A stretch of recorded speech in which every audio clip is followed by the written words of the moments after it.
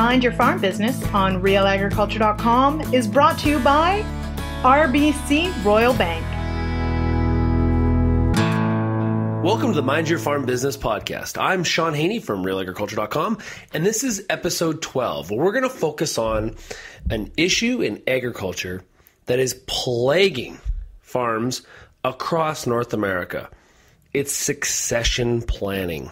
Boy, it's easy growing the crops, it's easy raising the livestock, but continually our farms across the continent are having a very, very difficult time transferring the farm business. Likely all of you know of a neighbor, a friend, maybe it's even your own family, where there's been a disastrous family farm succession battle. Family members not even talking to each other anymore. But you also likely know some successful ones, and it can happen. So in episode 12 of Mind Your Farm Business, which is brought to you by RBC Financial, I invited one of the best family farm succession coaches that I've ever heard speak, and that's Jolene Brown. Now, she's a farm wife from Iowa, the corn soybean farm. She also is a family farm consultant. And I know that you are absolutely going to love and enjoy the discussion and the truth that Jolene speaks. So sit back, enjoy, and let's have a discussion about family farm succession.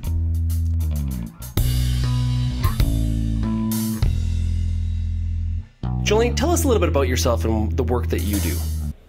Well, I am a real farmer Brown, so that gives me a lot of legitimacy when I work in agriculture. I've been a professional speaker for about 30 years, and I specialize in transition planning and also bringing laughter and celebration to the people of agriculture.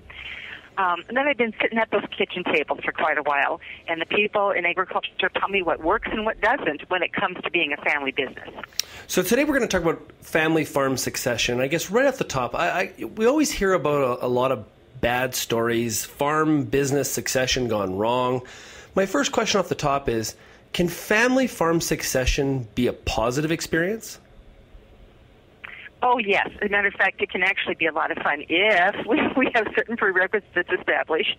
And some of those are, Sean, that they have to have a common goal to honor both the family and the business. And to get that across to them, I love to have them play dead one at a time around the kitchen table. So, Dad, you're dead, and you can't talk. And now what happens? And Mom, oh gosh, Mom just died. And then we get to the oldest son, and we get to the daughter and the daughters-in-law, and then we get to the other key employees. So one of the keys of having a positive experience is making it real and very realistic.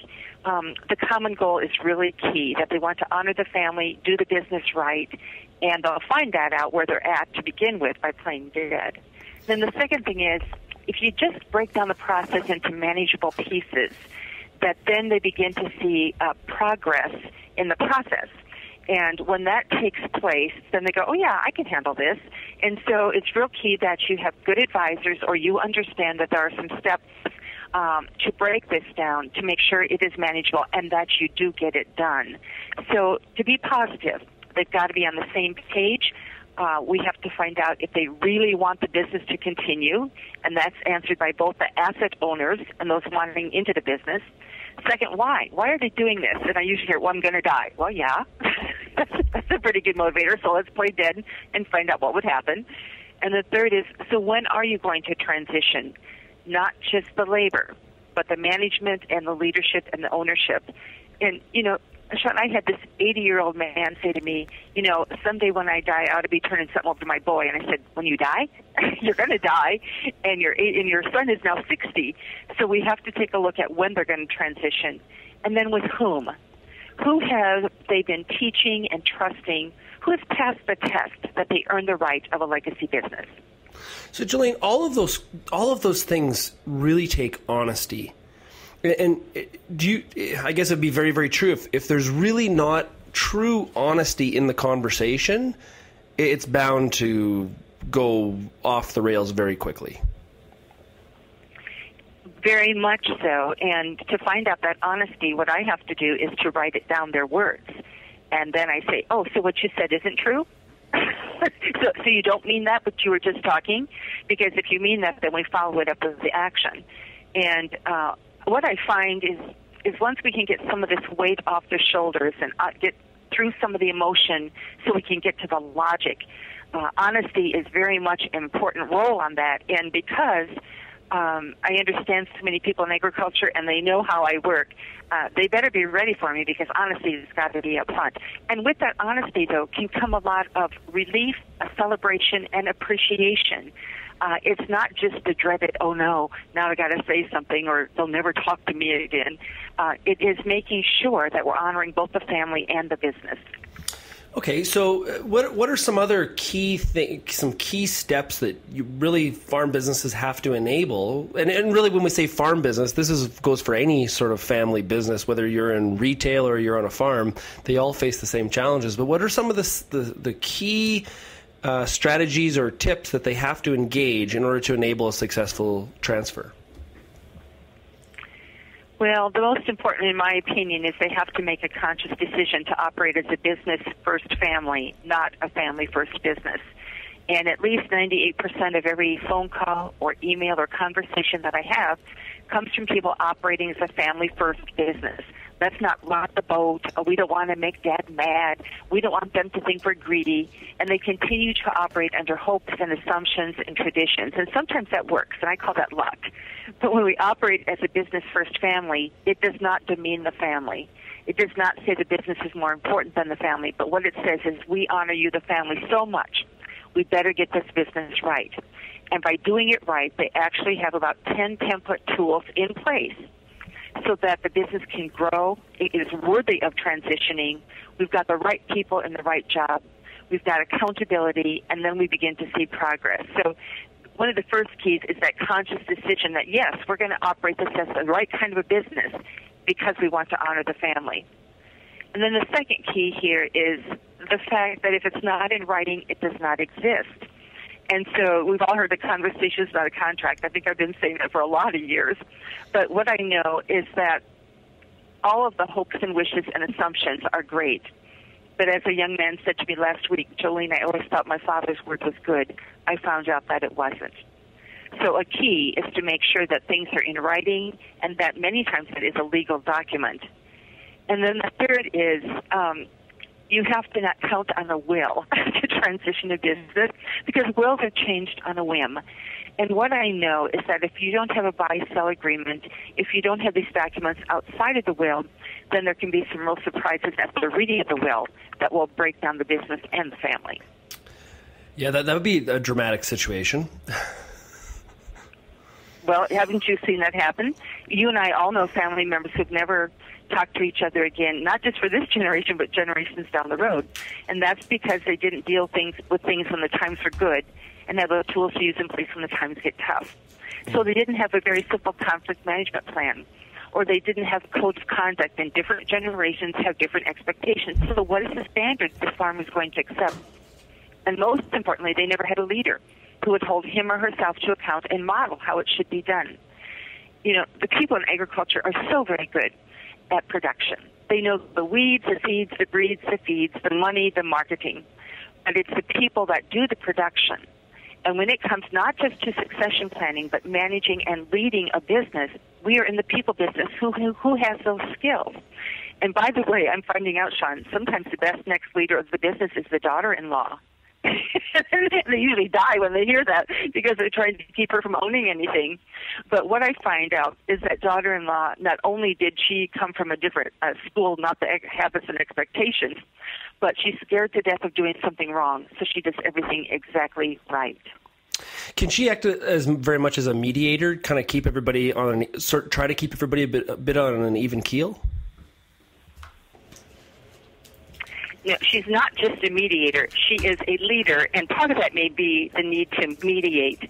But what I find is that this daughter-in-law, not only has she gone to a different school, not the one of habits, traditions, and assumptions, she is scared to death of doing something wrong, so she does everything exactly right. And let me give you a quick example. One of the businesses I work with had probably one of the best potential leaders in their daughter-in-law, and they all agreed this, and they all saw this, and she had demonstrated that she should be the next in line, and so they gave her the authority, and they gave her the support. Now, one of the first things she did within her first 2 weeks of being the leader on the business is she made them over $60,000 by firing one of their sons who was an alcoholic. And this young man certainly put the business in jeopardy, the safety of those in the... And as she said to everyone at the table, as a family, let's love him, let's support him, let's provide him resources. But please understand, a family business is not a place to rehabilitate a family member. Now, that is leadership, tough leadership, and there was no negotiation or mediation there. So you do have to have the right leader in place. When you operate as a business-first family, you have to have some things in writing, and then you've got to have those documents outside of the will. Now, I know, Jolene, one of your keys to family farm succession is, it seems quite simple, but I want you to explain it, is use common courtesy. Isn't that just sort of expected? Why does that have to be made as a point? Well, again, it comes back to the patterns and personalities that we have brought with us from little on, and we've never made the transition. We've always treated them as we would treat family members, not as we treat worthy business employees and worthy business leaders. So common courtesy is and thank you. It's the way you bang the door or roll your eyes, walk away from somebody. It's the cuss words that you use. And if you cannot do it in any other business, why do you think you can do it in a family business? So being grateful for what you have in order to be worthy of what you want is a real key when it comes to family business. And this means that we do have to use words and we have to use behaviors. Now, here's a real trick. You can't be really nice and kind and courteous to somebody one day and then bang them over the head the next day and expect to be respected, because respect comes from repeated behaviors. And so this is a real test, because we come with our growing up patterns, but we've got to make the transition. In a business, this is how we do it. So are there some like sort of hard, fast rules? Like you mentioned the 80-year-old that still hadn't passed on or hadn't transferred his business to his 60-year-old son. Is it, based on your travels across North America, is there like a key time for a farm business to transfer, or is it really every situation's different? Well, the situations are all different, but certainly there are prerequisites before you transition ownership. And I've got 6 very specific ones that I would like to see met before you even consider gifting or selling to another person to become an owner. And one of them is they have to have some skin in the game. They have to have a personal commitment that this is their job of choice. And so they've got a real fire in the belly. And you can't tell it right away, but the way you find out is by a progression through labor, and now they manage something because they're really good at it, and they walk alongside you, and all of a sudden they begin to lead, and finally, at the pinnacle of your career senior generation, you get to work for them. Now, a lot of this has to do with the intent of the common goal, because you said you wanted the business to continue, and when can be like a 10 to 15-year period. Sometimes there's a death, and it's right now, or a tragedy, or a disability. And what I want to let the people know is you've got to have the right people in place, or be willing to hire the right people to make sure that you can have the transition happen in a timely manner. One of my favorite conversations was a family who was so excited because their son, who has a PhD, is coming back into the business. And I said, great, what is his PhD in? And they said, Hebrew. I do like a biblically based business, but how does this benefit the business? So they have to have an education. They have to have worked away from the farm. And then I've got to know that this is the fire in their belly. This is their job of choice. Now, I'm going to make a general statement here, and please understand there are exceptions. But I'm finding that in today's world, until I have somebody at about the age of 28, I cannot tell whether this is their job of choice. That they've ridden the rough times, that they've had some success times, that they've stepped up to being taught, that they have taught others, that they work well together, but this is really where they want to be, that there's a real fire in the belly. And then I have to make sure that they add value, that they can feel successful in what they do, that they feel worthy. So there's many prerequisites for ownership. Those are some of the basic ones. Yeah. So we've talked a lot about how to enable a successful transfer, but there is a lot of, as we talked about off the top of the podcast, there's a lot of stories out there that are not very, very good. So what are some of the mistakes that those people make? Where are some common sort of hookups that people do where it's like, oh, you're going down the wrong path? What are some of those mistakes? Well, what I know is that the majority of people are really good people, and they want to do what's right. But since they don't know what right is, they don't do anything, and then we get into a heck of a mess. So here are some real common roadblocks and some pitfalls in family business, and I'm finding this first one to be very strong, and that is they let perfect be the enemy of really good. They want everything to be perfect before they sign a document. They want everything to be perfect before they make a decision. They want everything, and they end up doing nothing. It's the do-nothing plan. And, you know, after my presentations on family business, I often moderate a panel of key advisors who will be your accountants, your attorneys, your financial planners. And this one attorney said, this family came in 3 different times, documents in place. They were all excited, and then they came in to sign it, and they wouldn't sign it because what if? They wanted it to be the perfect guesses of what if. And so they did nothing, and she said, and 3 weeks later, Dad was in a farm accident and was killed, and nothing had been signed. Oh, terrible. So we cannot let perfect be the enemy of really good. Do the best of what you can with what you have now, and things can be changed along the way. So we've got to make sure that we get something done. And then another big problem is we've not taken care of the finances of the senior generation away from the business. In other words, if your livelihood and your living and your long-term living depends on income from this farm, you would just micromanage it to death because they're thinking with your security. You know, what they want to buy more land, but they pay me? They want to do this, but what if I need some assistance with my long-term care?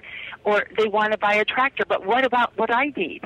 And they never will relinquish the power of ownership because they're thinking with your security. So what we have to make sure is we've got the senior generation financially secure away from the business. And since many in family business have not done this, I have to remind them, then you better be keeping some assets in your own name that cannot be collateralized by the business because you deserve that security. We've got to make sure that senior generation is financially secure. And then another big pitfall, Sean, is they want to keep it quiet. You know, we don't want anybody to know this, especially family members. So I just, you know, one of the questions I got came from a mom and dad. They were transitioning assets, and mom said, and we're gifting like crazy to those in the business, but if their brothers and sisters knew about this, they would be mad. Well, yeah. So you want them mad now, you want them mad later, you want to do some explaining, you want to justify, you want to, you know, let the rules of the game be known while you are alive. So, you know, what is in an individual's will is his or her own business unless the assets of that estate affect the continuation of the business, then it cannot be private anymore. You must let the rules of the game be known, and you cannot keep it quiet. Conversations and family business meetings must be held. Yeah, one of the common things that I've seen now, I know of 2 situations like this where a deal was signed, a deal was agreed to, and then as we know, land has appreciated at a very, very accelerated rate.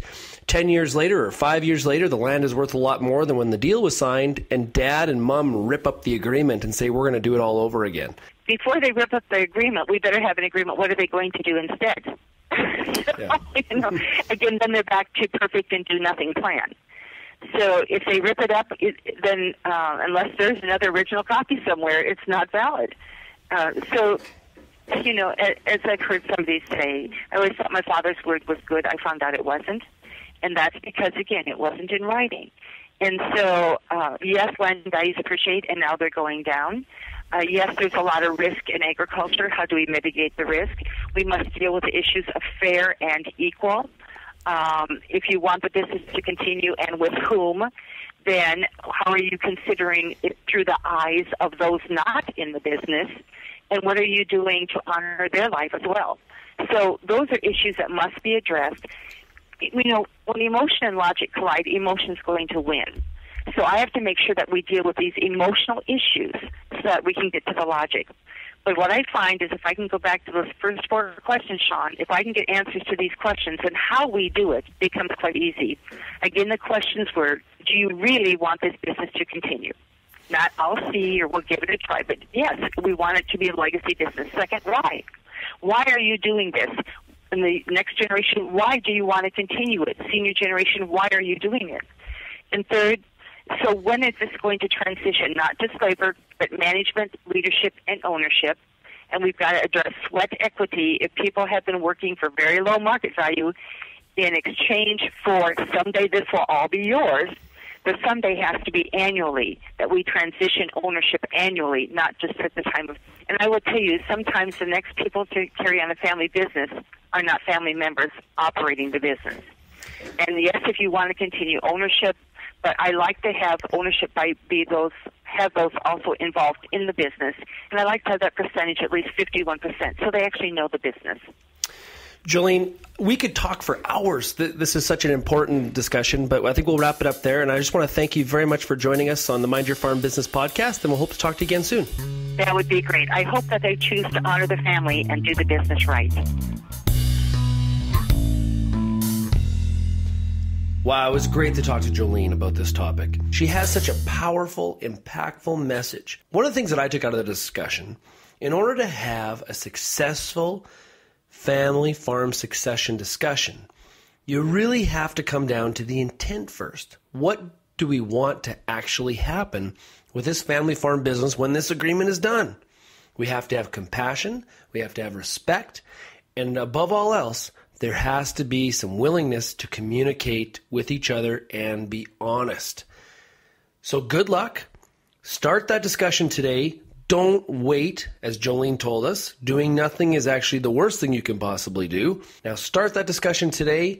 It is time to make sure that family succession can be successful on your farm. Well, that's episode 12 of Mind Your Farm Business podcast. As I said, I'm Sean Haney from realagriculture.com. It was great for you to join us. Thank you to Jolene Brown, and also a special thank you to RBC Financial for being the sponsor of this podcast. Thank you very much.